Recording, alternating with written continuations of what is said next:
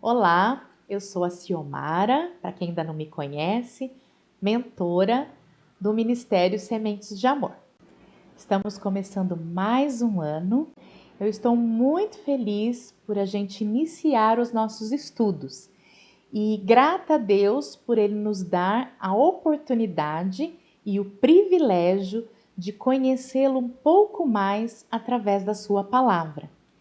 E este ano nós vamos olhar um pouco mais para dentro do nosso coração, mas não para buscar em nós alguma coisa boa, alguma coisa agradável, como a gente aprende por aí que o nosso coração é bom, que existe bondade dentro de nós, que a gente deve ouvir o nosso coração. Mas quando nós olhamos para a palavra de Deus, nós aprendemos o quanto nós precisamos de Deus e o quanto nosso coração não é tão bom assim. E é um pouco sobre isso que nós vamos estudar este ano. Quem não tem pecado, que atire a primeira pedra. Você já ouviu essa frase? E esta: não julgueis para que não sejais julgados. Estes são dois versículos bíblicos. O primeiro está no livro de João e o outro em Mateus, nos Evangelhos. E eles se tornaram frases muito populares e normalmente são usados fora do contexto correto para nos justificarmos de nossos erros. O autor do livro que nós vamos estudar esse ano, ele inicia o livro com esses textos para confirmar o que o próprio título do livro diz, que o nosso assunto será pecado. Este é o livro que nós vamos estudar durante todo este ano, que se chama Pecados Intocáveis. Sim, vamos falar de pecado. E para começar, quero dizer como autor: eu sou pecadora e infelizmente eu ainda peco. Não vamos falar dos 10 mandamentos, nem de pecados óbvios e que já estão aí no senso comum, como roubar, matar, mas vamos pensar e estudar pecados sutis, pecados que normalmente nós ignoramos ou tratamos como parte da nossa personalidade. E qual a importância disso? Por que estudar pecado? Porque tratar os pecados é algo muito importante. Reconhecer que somos pecadores é muito importante. E através desse estudo, nós vamos tratar pecados que costumamos cometer e aprender a evitar aqueles que às vezes não são tão comuns para nós. E também nós vamos estudar pecado com o objetivo de trazer esperança. Esperança vinda do Evangelho, no qual Deus lida com a culpa do pecado e o domínio do pecado sobre nós através de Jesus Cristo. A primeira coisa importante que nós precisamos considerar é que o Evangelho, que nós estudamos bem o ano passado, né? Quem participou o ano passado, nós falamos muito sobre o Evangelho, que além de ser a boa notícia de Deus para a nossa salvação, é o poder de Deus para a nossa luta diária contra o pecado. No livro de Coríntios, na Bíblia, vemos um pouco sobre uma igreja, a igreja de Corinto, que ficava na Grécia, era uma cidade na Grécia. E o apóstolo Paulo escreve 2 cartas para essa igreja. E embora essa fosse uma igreja com pessoas que criam em Jesus, que eram salvas por Jesus, nós vemos crentes orgulhosos e rebeldes. Eles estavam agindo mal com relação aos seus irmãos, estavam tolerando comportamentos indecentes e uma série de outras coisas. E mesmo assim, Paulo os chama de santos. Mas o que é ser santo? Santo não é aquele que faz todas as coisas certinhas, que é perfeito, ou que fez algum milagre, mas todo aquele a quem Cristo comprou com seu sangue na cruz e separou para si mesmo. Santo significa literalmente separado, separado por Deus e para Deus. Sendo assim, todo cristão verdadeiro foi separado para Deus e está sendo dia a dia transformado à imagem do seu Filho Jesus. Por isso, todo crente é santo. Santo, porque somos separados. Então, quando Paulo chama os crentes de Corinto de santos, ele os está lembrando de quem eles são, de que eles não são mais como eles eram antes.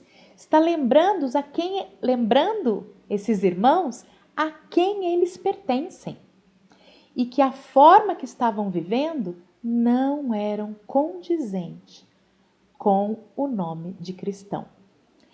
Nossa natureza, ela é pecaminosa, mas a nossa nova natureza em Cristo deseja fazer a vontade de Deus. E aí temos uma luta travada dentro de nós, mas essa luta interna não pode ser usada como desculpa para nossas atitudes erradas. Eu sou assim mesmo, todo mundo erra, eu sou pecadora, é uma coisinha de nada, não é? E é sobre isso que nós vamos estudar. O livro de Tiago, capítulo 2, versículo 10 diz: porque qualquer que guardar toda a lei e tropeçar em um só ponto, tornou-se culpado de todos. Às vezes é difícil para nós entender isso, porque nós pensamos que Deus tem uma série de leis individuais. Mas a Bíblia não fala sobre leis de Deus. Ele fala sobre a lei de Deus como uma unidade.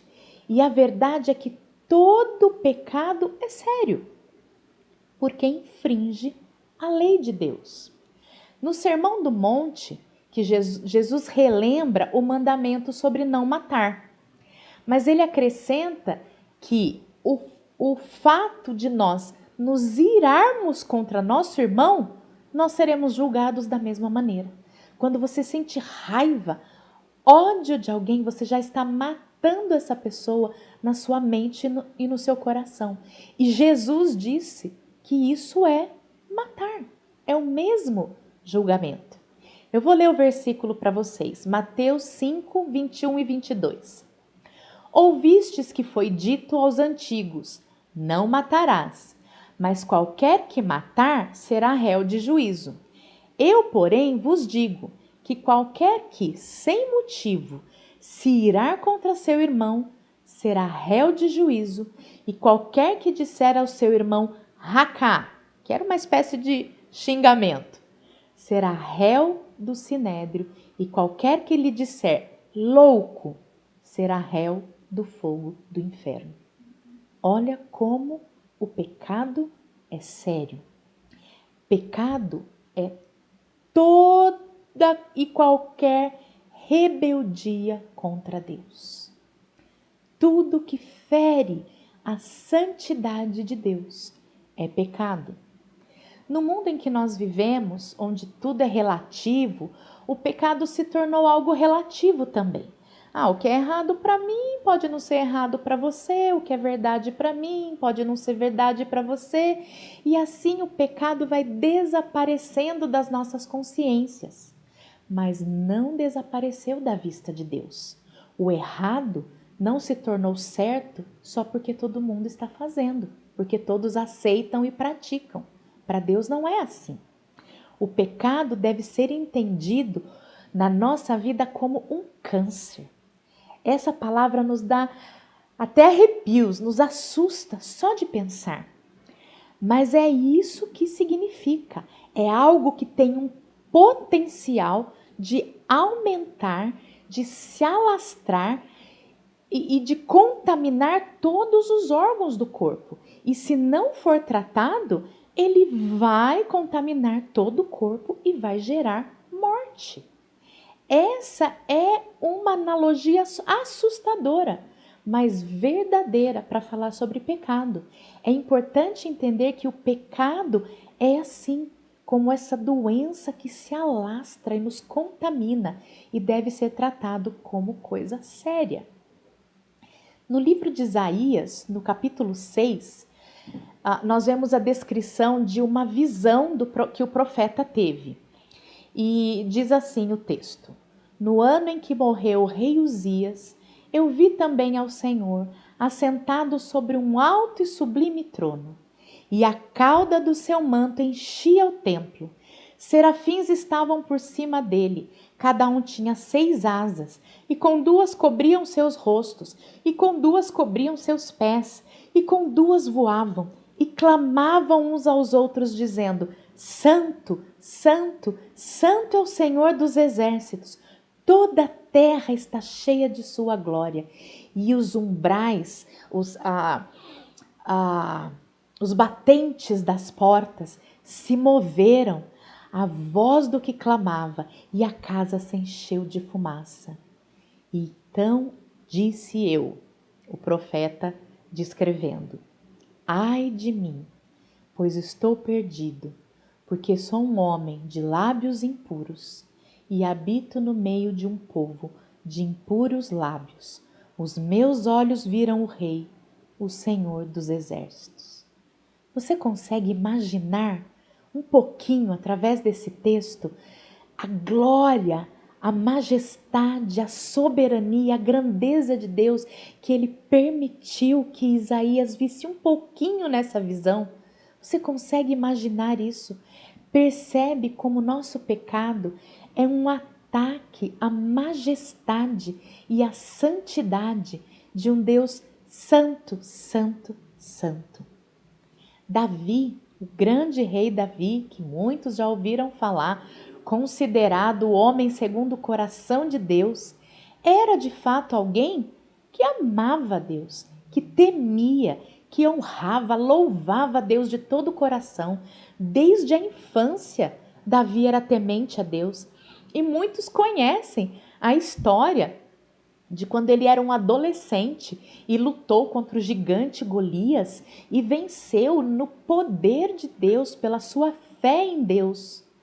Mas Davi pecou e Davi errou feio e por várias vezes, não foi uma só.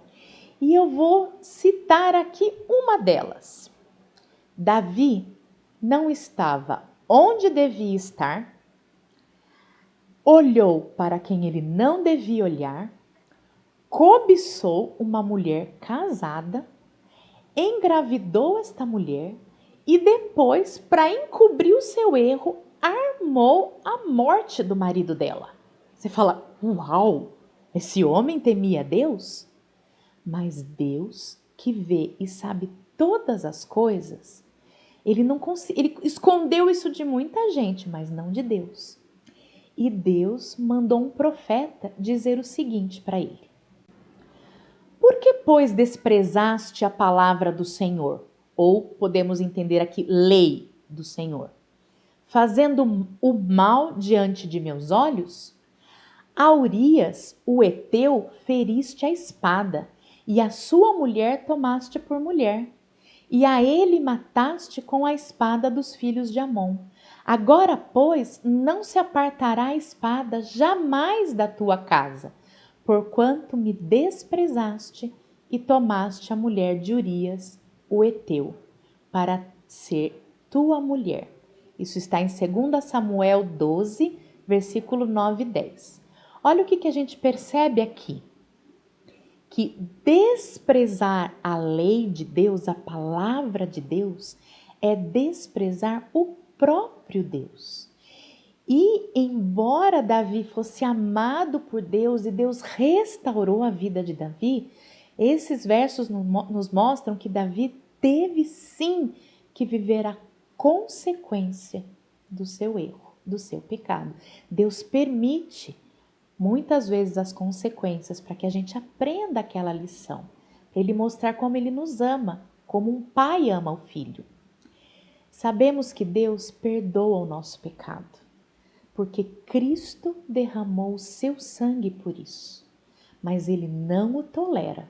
Ele nos perdoou em Cristo, mas Ele não tolera o pecado. Então, a má notícia que eu tenho para você e para todas nós é essa: o pecado é ruim mesmo, e qualquer pecado. E precisamos desejar cair de joelhos perante Deus em arrependimento pelos pecados que temos tolerado, muitas vezes acobertado ou escondido bem fundo lá no nosso coração e nas nossas vidas.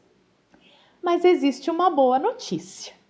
Há uma cura para o pecado. Ah, sim, a cura para essa doença.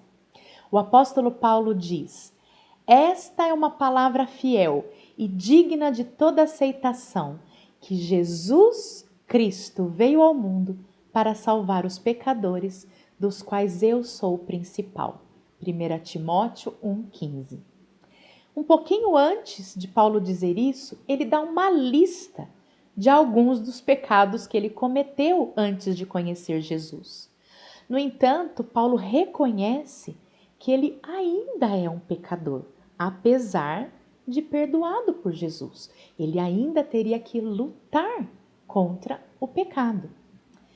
Pode ser que nós nunca tenhamos cometido nenhum pecado tão grave quanto o de Davi, ou quanto os de Paulo, que perseguia os cristãos e prendia para serem mortos até, ou talvez a gente não tenha feito nada com consequências tão sérias. Mas pensa bem, já fofocamos, já apontamos o dedo para outras pessoas, já guardamos ressentimento, agimos com egoísmo, deixamos de confiar em Deus em alguma situação difícil da vida, fomos materialistas, idolatramos. Ah, mas eu não tenho nenhuma imagem na minha casa. Idolatramos nossos filhos, nosso marido, aquilo que a gente mais gosta de fazer, o nosso trabalho, o nosso lazer. E assim como Paulo, somos grandes pecadoras, mas temos um grande Salvador. O Evangelho é a cura para os nossos pecados, sejam eles horríveis ou aceitáveis, né? A obra completa da vida, morte e ressurreição de Cristo por nós é a cura para o pecado. E se você já crê em Cristo como seu Salvador, você possui ainda a atuação do Espírito Santo. Além de você ser perdoada, você tem a ajuda do Espírito Santo na batalha contra o pecado. Não estamos sozinhas. O Evangelho não é apenas para não crentes, né? Se você ainda não crê em Jesus, você precisa crer no Evangelho para ser salva. Mas o Evangelho é para pecadores.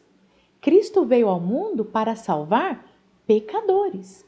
Então, mesmo que sejamos salvas, precisamos nos apropriar do Evangelho todos os dias e pregar para nós mesmas, para o nosso coração.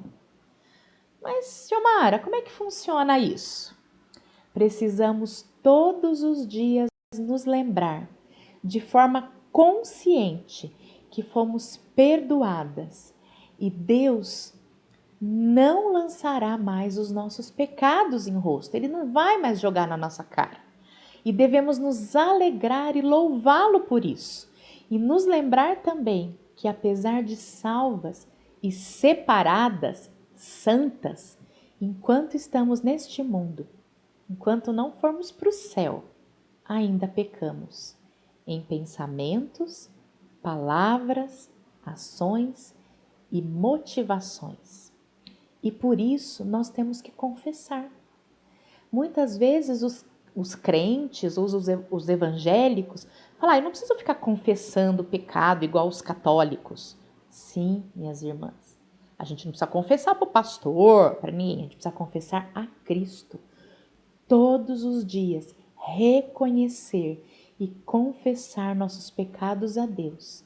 E por fim, nos lembrar das promessas de Deus para nós. E eu vou ler algumas dessas promessas agora. Assim como está longe o Oriente do Ocidente, assim afasta de nós as nossas transgressões. Salmo 103, 12. Eu mesmo sou o que apago as suas transgressões, diz o Senhor. Por amor de mim e dos teus pecados não me lembro. Isaías 43, 25. Nele temos a redenção por meio de seu sangue, o perdão dos pecados de acordo com as riquezas da graça de Deus. Efésios 1, 7. Porque eu lhes perdoarei a maldade e não me lembrarei mais dos seus pecados. Hebreus 8, 12. Mesmo libertas e perdoadas em Cristo, o pecado continua ativo em nós, buscando exercer o controle e a influência sobre a nossa vida e a nossa caminhada. Paulo escreve o seguinte, em Gálatas 5,17: Pois a carne deseja o que é contrário ao espírito, e o espírito o que é contrário à carne. Eles estão em conflito um com o outro, de modo que vocês não fazem o que desejam. Percebem que vivemos numa luta? Num conflito? Mas o versículo 16 diz: Vivam pelo Espírito e de modo nenhum satisfarão os desejos da carne. Andar no Espírito, viver no Espírito, significa viver na dependência e no controle dele. De maneira prática, significa nos sujeitarmos diariamente à vontade de Deus revelada na sua palavra, na Bíblia, e buscar incessantemente, através da oração, o poder do Espírito para sermos obedientes. Nós precisamos de Deus até para obedecer a sua palavra, porque nós não conseguimos sozinhos. 1 Coríntios 6, 19 diz: Acaso não sabem que o corpo de vocês é santuário do Espírito Santo, que habita em vocês, que lhes foi dado por Deus e que vocês não são de si mesmos? Se somos salvas por Cristo, o Espírito Santo habita em nós. Se você é salva por Cristo, o Espírito Santo já habita em você. E é o Espírito Santo que age em nós, de maneira que às vezes nós não conseguimos explicar ou entender. É a ação de Deus em nós. E depois, na carta de 2 Coríntios, capítulo 3, versículo 18, ele diz: E todos nós que com a face descoberta contemplamos a glória do Senhor, segundo a sua imagem, estamos sendo transformados com glória cada vez maior, a qual vem do Senhor, que é o Espírito. Percebem? Deus nos salva, nos separa, nos envia o Espírito Santo para habitar em nós e nos auxiliar, e nos capacita a obedecer, e vai nos transformando dia a dia. Então tenha isso em mente, nem tente sozinho, porque você não vai conseguir. E para finalizar, eu vou colocar algumas orientações aqui do autor do livro para como lidar com o pecado. Né? Então, primeira coisa, lide com o pecado sempre através do Evangelho. Se você não conhece o Evangelho de Cristo, essa boa notícia, nós vamos te ajudar a conhecer o Evangelho. E se você já conhece o Evangelho, se aproprie do Evangelho para te ajudar a lidar com o pecado. Então esse é o primeiro passo, o Evangelho. A vida, morte e ressurreição de Cristo é a cura. Todas as outras coisas são insignificantes comparada ao ganho inestimável de conhecer a Cristo Jesus, meu Senhor. Foi o que Paulo disse em Filipenses 3:8. Por causa dele, deixei de lado todas as coisas e as considero menos que lixo, a fim de poder ganhar a Cristo e nele ser encontrado. Não conto mais com minha própria justiça, que vem da obediência à lei, mas sim com a justiça que vem pela fé em Cristo, pois é com a base na fé que Deus nos declara justos. Filipenses 3, 8 e 9. Nossa tendência, depois que já somos crentes em Jesus, é esquecer o Evangelho. E assim que começamos a lidar com o pecado em nossa vida, sem o Evangelho, nós seremos derrotadas. Não existe motivação maior para lidarmos com o pecado em nossa vida do que compreendermos duas verdades sobre o Evangelho. Primeira, que os nossos pecados estão perdoados e Deus nos aceita como justos por causa da vida impecável e da morte do Senhor Jesus Cristo, a morte substitutiva que nos substituiu. O Senhor Jesus Cristo morreu no nosso lugar. Segundo, lide com o pecado na dependência do poder capacitador do Espírito Santo. E agora eu vou ler Romanos 8, 12 e 13. Portanto, irmãos, vocês não têm de fazer o que a sua natureza humana lhes pede, porque se viverem de acordo com as exigências dela, morrerão. Se, contudo, pelo poder do Espírito, fizerem morrer as obras do corpo, viverão.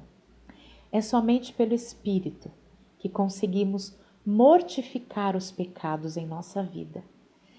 Quase sempre, de novo, nos esquecemos disso, nos esquecemos do Evangelho e recorremos à nossa própria força. Não importa o quanto a gente se fortaleça, iremos sempre necessitar do poder do Espírito Santo. Então, cultivemos uma atitude de dependência contínua de Deus, do Espírito Santo de Deus. Terceiro, lide com o pecado lutando de modo prático contra o pecado. Dependência e responsabilidade. São duas verdades que às vezes a gente tem dificuldade de manter em equilíbrio na nossa vida. Mas a Bíblia nos ensina exatamente isso, que devemos dar todos os passos práticos na luta diária contra o pecado e, ao mesmo tempo, depender totalmente do Espírito Santo. Lide com o pecado identificando as suas áreas de atuação. Isso é uma outra forma prática. Isso exige humildade, reconhecer os seus pontos fracos e ter disposição de encarar o pecado e evitar e perceber quais são as situações, os lugares, os períodos, as conversas, os programas que vão desencadear o pecado na nossa vida. Preparar-se para as circunstâncias e para os eventos que nos levam ao pecado ajuda nessa guerra. É a nossa responsabilidade na dependência do Espírito. Lide com o pecado aplicando versículos específicos a cada pecado. Então, aqui o autor nos aconselha a memorizar versículos. Às vezes você é muito ansioso ou tem problema com mentira ou com fofoca. Tem versículos sobre isso na Bíblia. Decore esses versículos para te fortalecer no momento em que você for tentada a pecar. O salmista diz assim no Salmo 119, 11: guardo no coração a tua palavra para não pecar contra ti. Então a gente guarda a palavra de Deus e na hora da necessidade e com a ajuda do Espírito Santo a gente vai se lembrar. Lide com o pecado orando continuamente pelos pecados que você tolera, que você está aceitando na sua vida.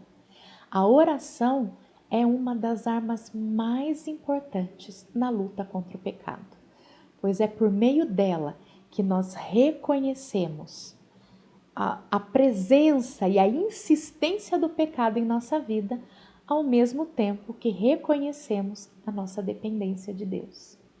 E por último, lide com o pecado contando com a ajuda de uma ou mais irmãs na fé. A Bíblia nos ensina que é melhor serem dois do que um, pois se um cair, o outro levantará seu companheiro. Mais pobre do que estiver só e cair, pois não haverá outro que o levante. Eclesiastes 4, 9 e 10. Precisamos orar umas pelas outras, encorajar umas às outras e caminhar umas às outras. Tenha sempre alguém que você confie e que você possa procurar. Por fim, lembremos que o nosso coração é um campo de batalha entre a carne e o espírito. Lute sempre na dependência do Senhor. E a partir do próximo estudo, no mês que vem, começaremos a estudar esses pecadinhos específicos que nós costumamos aceitar, tolerar e deixamos eles guardadinhos lá, intocáveis no nosso coração. E nós começamos a conviver com eles como se eles não fossem um problema. Então, vamos juntas e que Deus nos abençoe e conduza.